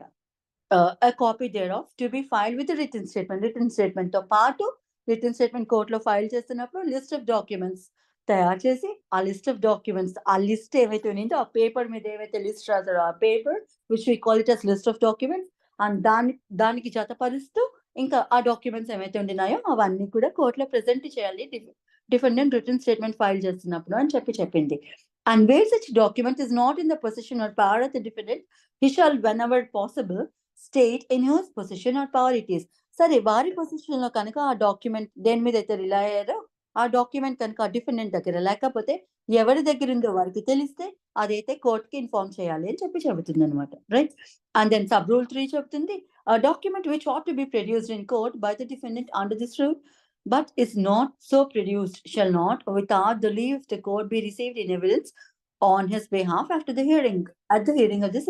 సరే, ఏ డాక్యుమెంట్స్ అయితే రిటర్న్ స్టేట్మెంట్ తో ఫైల్ చేయమని కోర్టు చెప్తుందో అటువంటి డాక్యుమెంట్ కనుక రిటర్న్ స్టేట్మెంట్ తో డిఫెండెంట్ కనుక ఫైల్ చేయకపోతే తర్వాత కోర్టు పర్మిషన్ లేకుండా, అంటే కోర్టు అయితే పర్మిట్ చేసి ఇంకెప్పుడైనా సరే ఫ్యూచర్ లో ప్రెసెంట్ చేయాలా డాక్యుమెంట్ అనుకున్నారనుకోండి, మళ్ళీ అప్పుడు కోర్టు పర్మిషన్ తీసుకోవాలి. ఇప్పుడు కాక రిటర్న్ స్టేట్మెంట్ కాక ఫైల్ చేయకుండా ఫ్యూచర్ డేట్ లో ఇంకెప్పుడైనా కనుక ఫైల్ చేస్తూ ఉండినప్పుడు ఫస్ట్ కోర్ట్ పర్మిషన్ అయితే తీసుకోవాలన్నమాట. ఆ డాక్యుమెంట్ కోర్టులో ప్రొడ్యూస్ చేయడానికి, మార్క్ చేయడానికి కోర్టు యొక్క పర్మిషన్ అడుగుతూ, like if court permits it's well and good, otherwise అటువంటి డాక్యుమెంట్ ని ఆ డిఫెండెంట్ ఎవిడెన్స్ కింద వాడుకోవడానికి లేదు అని చెబుతుంది అనమాట.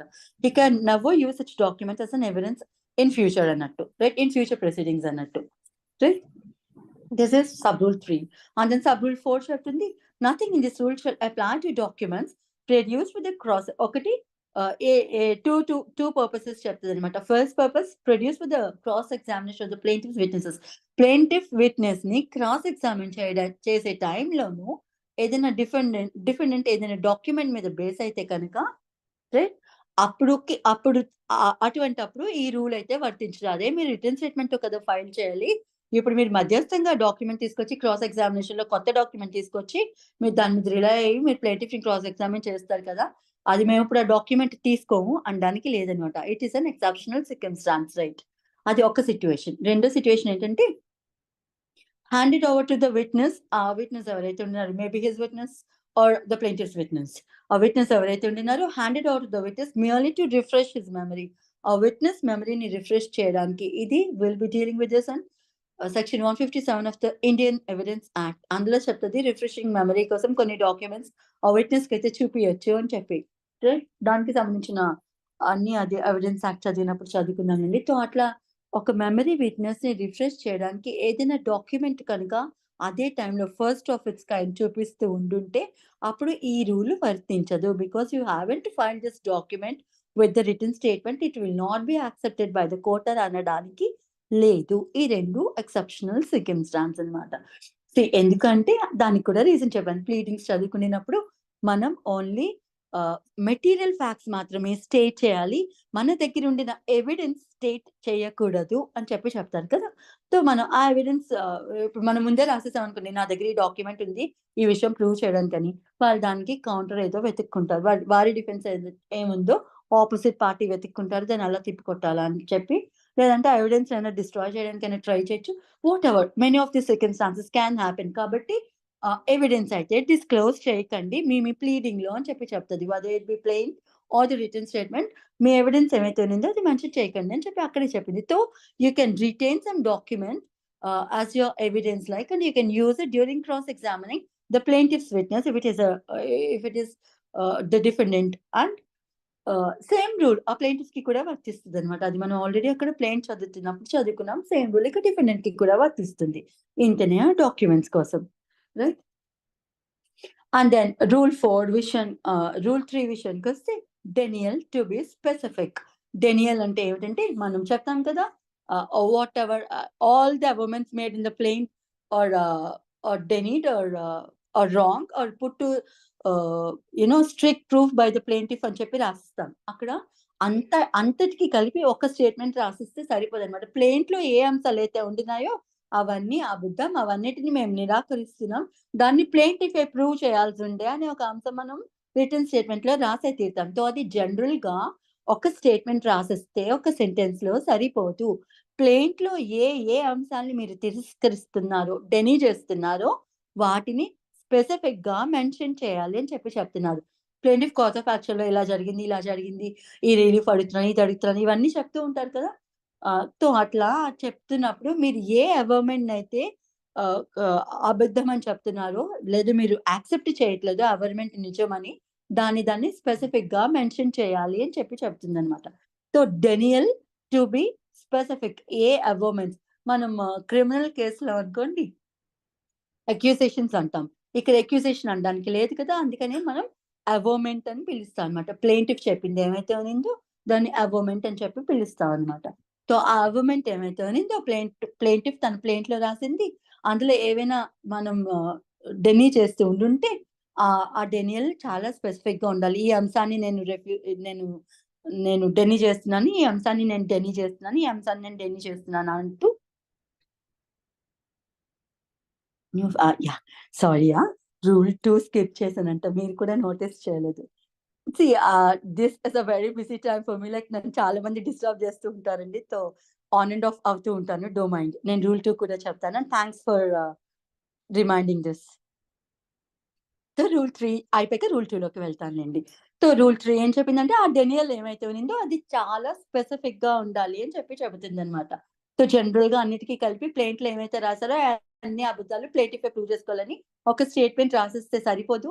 ఏ అంశాలు అబద్ధం, ఏ అంశాలు మీరు యాక్సెప్ట్ చేయట్లేదో దాన్ని క్లియర్ గా రాయండి అని చెప్తుంది.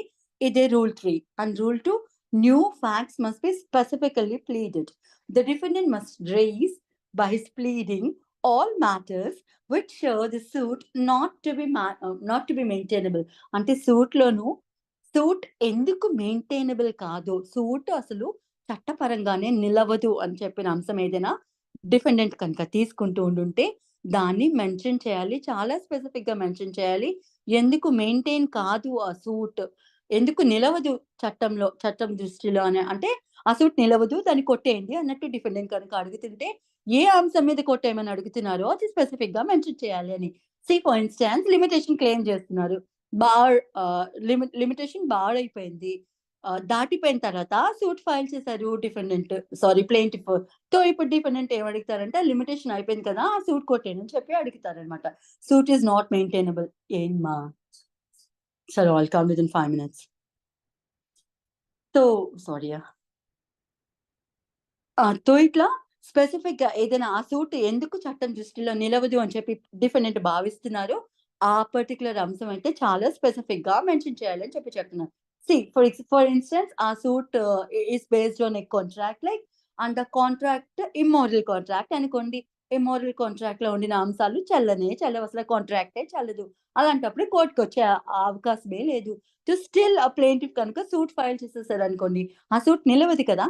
సో ఇలాంటి పర్టికులర్ అంశాలు ఏదైనా సరే ఆ కేటగిరీ కింద ఫాలో అవుతుంది ఆ సూట్, అందుకే ఆ సూట్ నిలవదు అని చెప్పి డిఫెండెంట్ కనుక భావిస్తే ఆ పర్టికులర్ అంశం చాలా స్పెసిఫిక్ గా మెన్షన్ చేయాలి, చాలా డీటెయిల్ గా మెన్షన్ చేయాలి అని చెబుతుంది రూల్ 2. ఇంతనే the defendant must raise by his pleading. తన ప్లీడింగ్ ఏమవుతుంది, రిటర్న్ స్టేట్మెంట్ అవుతుంది. తో రిటర్న్ స్టేట్మెంట్ లో అన్ని మ్యాటర్స్, ఏ మ్యాటర్స్ అయితే which show that the suit is not maintainable, suit చట్టం దృష్టిలో మెయింటైనే కాదు, కొట్టేయాలి ఆ సూట్ అన్నట్టు కనుక డిఫెండెంట్ కనుక భావిస్తే ఆ అంశాన్ని మెన్షన్ చేయాలని. Or that the transaction is either void, ఏదైనా ఒక పర్టికులర్, నేను చెప్పాను కదా కాంట్రాక్ట్స్ రిలేటెడ్ అనుకోండి, ఒక పర్టికులర్ ట్రాన్సాక్షన్ చెల్లదు, వాళ్ళిద్దరి మధ్య ఉండిన ట్రాన్సాక్షన్ మేడ్ బి మ్యారేజ్ తీసుకోండి, మ్యారేజ్ చెల్లదు అనుకోండి, ఇట్స్ వాయిడ్ మ్యారేజ్ అనుకోండి, రైట్. అలాంటప్పుడు ఈ సపిండ, మనం హిందూ మ్యారేజ్ అక్కడ చదువుకుంటాం కదా, ఈ సపిండ రిలేషన్షిప్ ఉన్న వాళ్ళు, ఇటువంటి వాళ్ళు, ప్రొహిబిటెడ్ రిలేషన్షిప్ లో ఉండిన వాళ్ళు పెళ్ళిళ్ళు చేసుకోకూడదు. ఇన్ కేస్ చేసుకుంటే it is a void marriage అన్నట్టే. ఇప్పుడు అట్లా వాయిడ్ మ్యారేజ్ చేసుకొని మెయింటెనెన్స్ అడుగుతున్నారు అనుకోండి, అది చెల్లదు కదా. సో ఇటువంటివి అనమాట. డివోర్స్ అడుగుతున్నారు అనుకోండి, పెళ్ళే చల్లనప్పుడు మళ్ళీ డివోర్స్ ఎందుకు, ఆ సూట్ నిలవదు కదా. సో ఇలాంటి అంశాలు ఏదైనా సరే డిఫెండెంట్ రైజ్ చేసినప్పుడు చాలా స్పెసిఫిక్ గా మెన్షన్ చేయాలి, డీటెయిల్ గా రాయాలి అని చెప్తున్నారు అనమాట. అంతనే if it is either void or voidable in the point of law or all such or the grounds of defence. ఇంకా వారు ఏ డిఫెన్స్ తీసుకుంటున్నారో ఆ గ్రౌండ్స్ ఆఫ్ డిఫెన్స్ అన్ని as if not raised would likely to take the opposite party by surprise. Defendant తన return statement లో ఏమైతే defence తీసుకోవాలో ఆ డిఫెన్స్ తీసుకునే అవకాశం ఉండి కూడా తీసుకోకుండా ఉండుంటే ఆ ప్లేంటిఫ్ సర్ప్రైజ్ అయిపోతారంట. ఫర్ ఎగ్జాంపుల్ లిమిటేషన్ ఉనింది, లేదు ఈ వాయిడ్ మ్యారేజే ఉనింది, వాయిడ్ మ్యారేజ్ చల్లదు, ఈ సూట్ ని కొట్టేయండి అని చెప్పి డిఫెండెంట్ అడగొచ్చు. బట్ డిఫెండెంట్ అడగలేదనుకో ప్లేంటిఫ్ సర్ప్రైజ్ అవుతారు కదా, అట్లా అన్నమాట. అది ఆ లాంగ్వేజ్ ఇక్కడ వీళ్ళు వాడతారు. సో ఏం చెప్తున్నారు ఇక్కడ, all such grounds of defence as if not raised, అవి కనుక రేజ్ చేయకుండా ఉంటే would be likely to take the opposite party. Defendant opposite party is obviously the plaintiff. By surprise, వాళ్ళు ఆశ్చర్యపోతారు, అయ్యో డిఫెండెంట్ కి ప్లీ తీసుకునే రైట్ ఉంది కదా, ఎందుకు తీసుకోలేదు అనే డిఫెన్స్ కనుక ఉంటుంటే డిఫెండెంట్ కి అన్ని గ్రౌండ్స్ రిటర్న్ స్టేట్మెంట్ లో రాయండి అని చెప్తున్నారు. అంతనే or would raise issues of fact not arising out of the plaint. As for instance fraud, limitation, release ఉందనుకో, ఇప్పుడు ఏదైనా ప్రొనోట్ సూట్ ఏదైనా ఉంది, లేకపోతే ఇంకేమైనా ప్రాపర్టీకి సంబంధించి ఏదైనా ఉందనుకో, రిలీజ్ డేట్ రాసి ఇచ్చేసారు అనుకోండి వాళ్ళకి, సో అలాంటి టైంలో, లేదంటే పేమెంట్ కి సంబంధించి పేమెంట్ అయిపోయింది, లేకపోతే opposite party if it is an agreement for sale, ఆ ఆపోజిట్ పార్టీ ఏ పేమెంట్ అయితే చేయాలనే అంశాలు ఆ టర్మ్స్ ఆఫ్ కాంట్రాక్ట్ కింద రాసుకున్నారు, టర్మ్స్ ఆఫ్ అగ్రిమెంట్ కింద రాసుకున్నారు, ఆ పేమెంట్ వారు చేయలేదు, అందుకనే నేను రాలేదు అని ఏమైనా డిఫెన్స్ ఇస్తున్నాను అనుకో, సో ఇలాంటిది ఆ పేమెంట్ కి సంబంధించిన అంశాలు కానీ, లేదా పర్ఫార్మెన్స్ కి సంబంధించి కానీ, performance of contracts loan opposite party నేను కాంటింజెంట్ కాంట్రాక్ట్స్ లో అవి వస్తాయన్నమాట ఇక్కడ. సో అక్కడ ఏమొస్తుందంటే కండిషన్ ప్రెసిడెంట్ వస్తుంది, ఆ కండిషన్ నెరవేరితే గానీ ఆపోజిట్ పార్టీ వారు చేయాల్సిన పని వారు చేయరనమాట.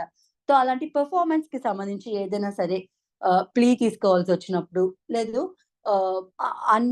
పెర్ఫార్మెన్స్ కి సంబంధించి ఇవన్నీ ఇంకా కాంట్రాక్ట్స్ లోనే ఉంటాయి. పెర్ఫార్మ్ చేయలేని కాంట్రాక్ట్స్ అనుకోండి, పెర్ఫార్మ్ చేయలేని స్థితిలో ఉన్నాయనుకోండి, పర్సనల్ పర్ఫార్మెన్స్ కి సంబంధించిన కాంట్రాక్ట్ ఉందనుకోండి, like you hired a singer, a plaintiff hires a singer being the defendant.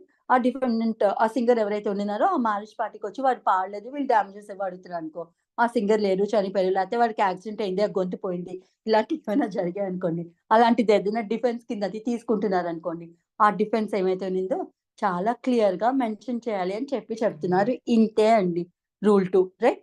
And then rule 3 చెప్పాను. I'll stop this here and I'm getting late. My daughter is getting late for school, right? మిగతావి రేపు చదువుకుందాం, ఓకేనా? Wish you all a very good day. And